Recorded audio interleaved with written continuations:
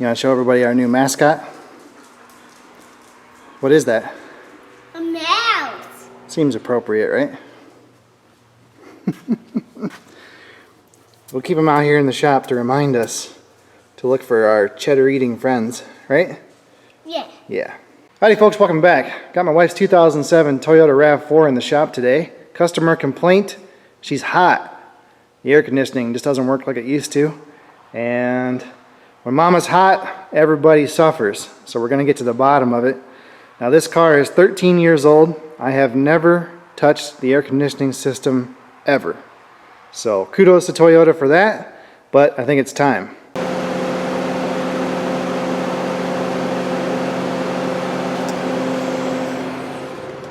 Oh, so we will do a little probing here. Come on. Shove that guy in there. Have you figured out she's a Hufflepuff? If you didn't know, just ask. Well, it's been running for about 15 minutes. We're down to about 46 degrees Fahrenheit vent temperature. So it's working, but it's not working maybe as well as it should.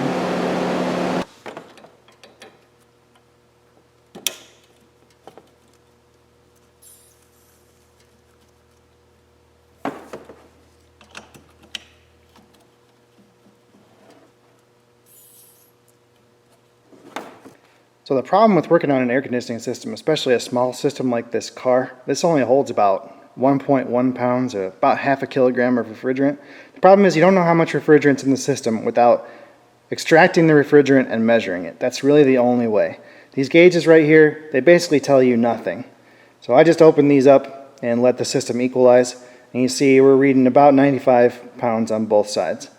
And the temperature today is about 86 degrees Fahrenheit, so we should have a pressure reading about the same as the temperature. So, you know, we're in the 95 pound range. That's, let's see, I've got a chart here. So 85 degrees Fahrenheit should read 95 pounds of pressure. And that's exactly what we're seeing on our gauges. So all that tells us is that we have something in the system. There's some refrigerant in there. It does not tell us how much is there. So what we're going to do is extract it using this Robinair AC machine. This is a very simple AC recovery machine. Doesn't have all the fancy bells and whistles that the newer machines have, but it works just fine. I've got a video where I did some repairs to this. We put a new vacuum pump in it. So all this machine is a set of manifold gauges, a vacuum pump, a scale, and a small recovery compressor, and it's all put together in a little package that you can roll around in your shop. So it combines, what, 4 different functions into one machine. Anyway, we're going to flip this guy on. We're going to go right here to recover, and we're going to hit start, and we're going to see how much we get out. Okay, looks like we're done. The recovery compressor, it recovers the refrigerant, but it cannot actually pull a vacuum, or it shouldn't be used to pull a vacuum. So once you get to zero pressure, that's it. You need to shut it off. So we'll stop here. You see it only recovered 0.4 pounds. So this system's only about 1/3 full. Now it's going to give us an option to drain the oil. So we'll open this little valve, and any oil that was recovered with the refrigerant is going to get filtered out and sent down to a waste oil tank. Now this recovery compressor works very slowly, which, you know, that's kind of frustrating if you're in a hurry, but the flip side is it does not usually recover any oil with the refrigerant. So that's kind of nice. Anyway, at this point we're going to go ahead, set this up and pull a vacuum. Now this system was working fine and it had refrigerant in it. I don't suspect there's any kind of moisture or contamination, so we're just going to do a 15-minute vacuum. That'll be just fine. If this system had been open and exposed to the humidity in the atmosphere, 30-45 minutes, that'd probably be a better idea. So there's one other problem we need to fix. This mode control actuator here, it doesn't work right. Something's bound up. It only has the first 3 positions, but that's actually not what it shows on here, is not what it's doing. So if I flip it to this position right here, that's actually the dash vents. And then if I flip it to this one, it's actually this one here. So I think inside of here there's some plastic gears or something Imagine we're going to find some little broken plastic pieces. So it looks like you got to pull these plastic trim panels off by the radio. There's a screw there. So we'll see if I can do this with the camera on. I'm just using this little plastic trim panel prying tool. Finally down to the thing we want, which is this thing right here. I don't know. Doesn't work quite like I thought it would. So I think if I pop these clips loose, I should be able to get this cable reel mechanism off the back of it, and we can have a closer look. Alright, this is what I expected. Inside this ring is some internal gear teeth, and there's a little pinion, and then there's another ring with internal gear teeth, and it's got a spot right there where it doesn't want to go past. And I think it's probably skipped time or something. So let me see if I can get this any further apart without breaking it, and we'll see. Maybe there's just something jammed inside.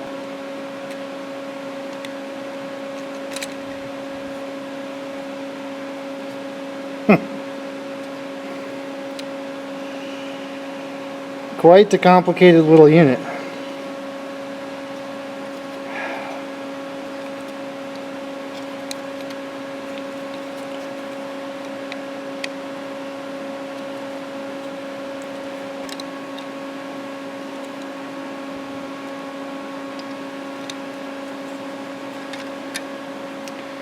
Aha!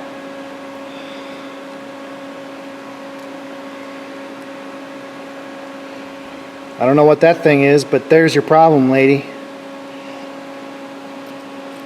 You got your thing stuck in your thing.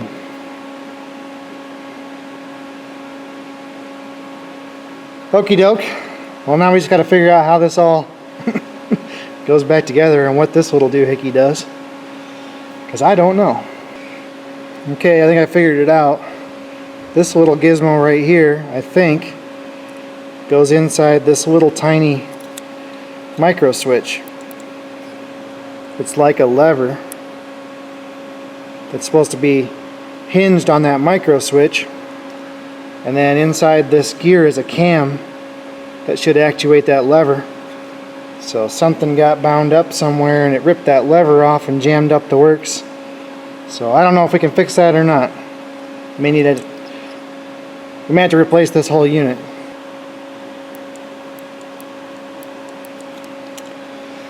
I don't know. Maybe. I could spread these little legs a little bit.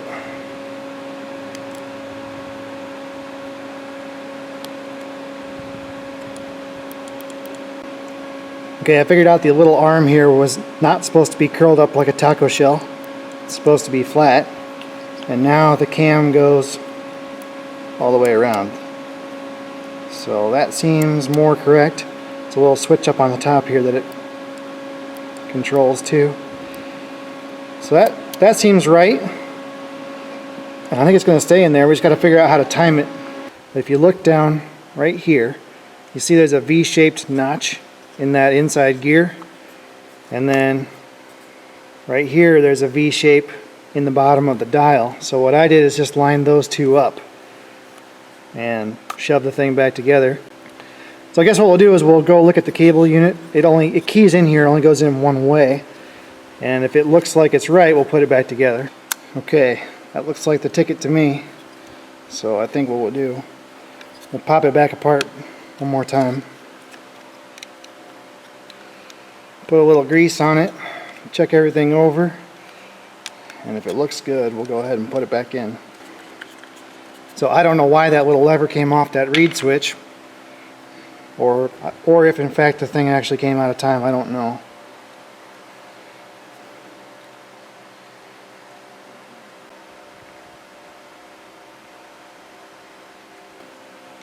Okay, so here's the little V-shaped notch on the inside gear. Stick our pinion on.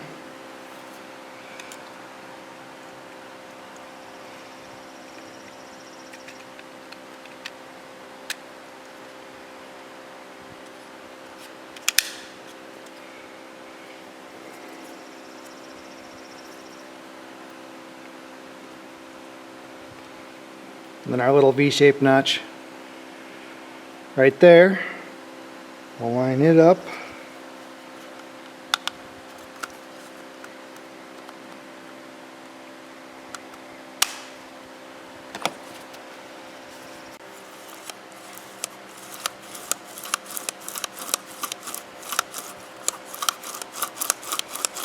That's it. Okay, here's our cable unit right here. So it's just a spool with the cable wrapped around it. And it plugs, hopefully, into this thing right here.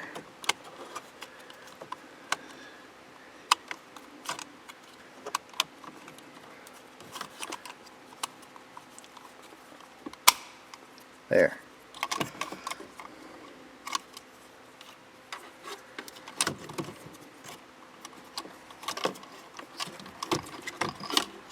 There it is. Okay. So now we have all of the modes.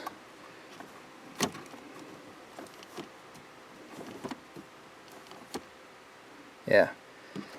Works. Why they couldn't make that simpler, I have no idea. Why do you need a gear reduction for an HVAC mode selector?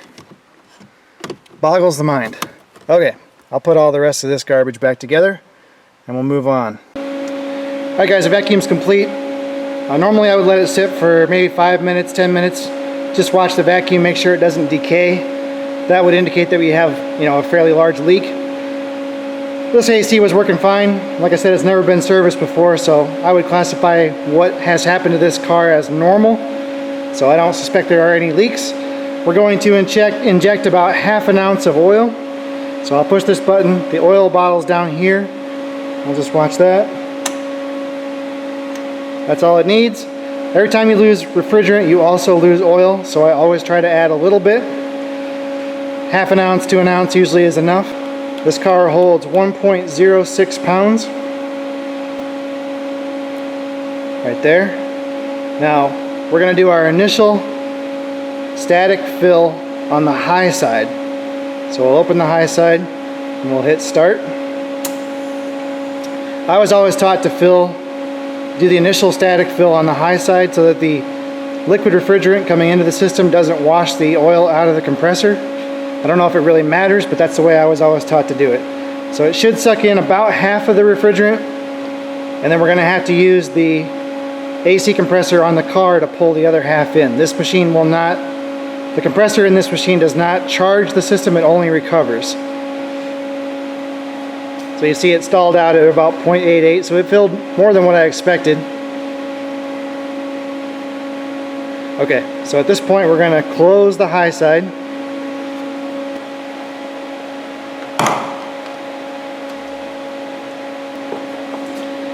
Now I've actually disconnected the high side hose. I'm going to go start the car.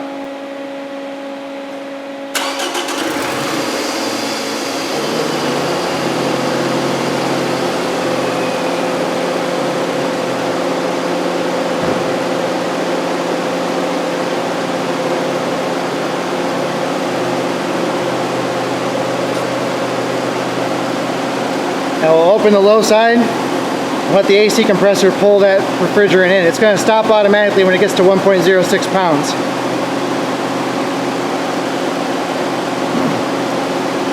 Now at this point, since the hose is disconnected, we can open the high side and let the compressor pull all the refrigerant through the lines into the system.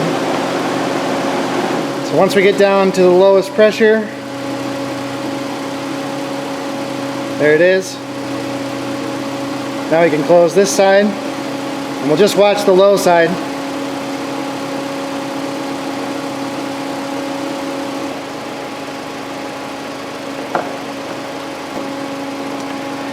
Okay, at this point there's still some refrigerant in the hoses, so what I'm going to do is flip this over to the recovery,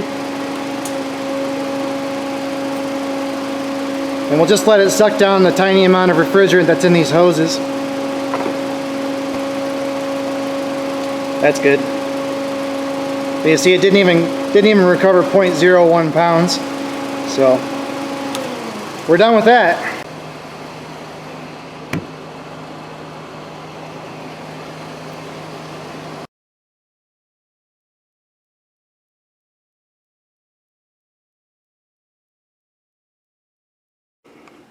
Hey,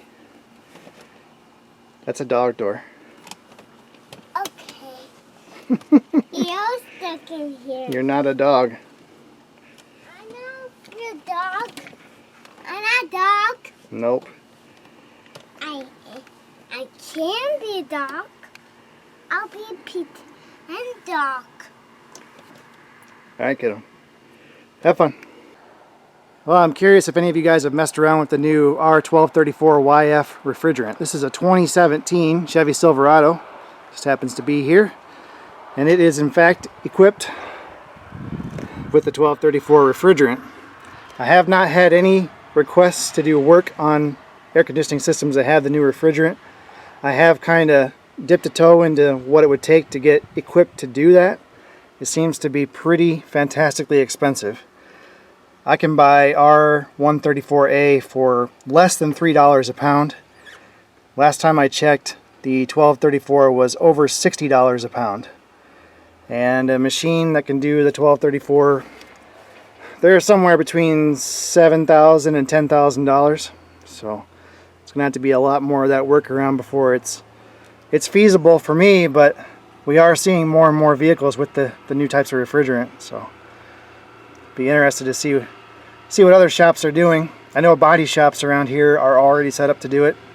You know, of course, front end collisions, taking out the condenser, they have to be equipped to do that. But yeah, it's pretty crazy. Now you figure a truck with R134, you could charge the system for like $6 in refrigerant. This thing's gonna be, what, almost $150? That's pretty crazy. So hopefully the price comes down as these become more and more popular, but right now it's not feasible. Oh man, I feel like the flat rate master just dripping sweat in front of the camera. Poor guy. It's currently, what, still 89 degrees in the shop. It's about 8 o'clock at night. Pretty hot today. It's been very hot consistently, which is why we're working on air conditioning systems. So that's how I evacuate and fill an AC system. And I would say 95, maybe 98% of the time when somebody comes in and says, hey, my AC works, but it's just not blowing very cold, the problem is there's not enough refrigerant in the system. And it's been my observation in this area that normal losses for an AC system are around 5 to 10% of the capacity per year. So even a normal working AC system will still lose a small amount of refrigerant through the compressor seals and around the O-rings and the quick connect fittings. It's just the way it is. There's no such thing as a perfectly sealed system. And on a long enough timeline, the refrigerant level will get low enough that the efficiency drops off or they stop working altogether. Usually a sniffer won't find leaks that small. Recharging the AC system is a maintenance item. It has to be done eventually on all systems. So you saw the vent temperature only gets down to around 45 degrees Fahrenheit. I actually just recharged another RAV4 earlier today. It was a 2009? Yeah, 2009. And the vent temperature on that car was down around 40 degrees Fahrenheit, but it only has 60,000 miles, whereas the one we just did has 230,000 miles. So that is also a factor. And if we really want to get that vent temperature down, there's a good chance we need to replace the compressor. All right, guys, thanks for watching. See you next time.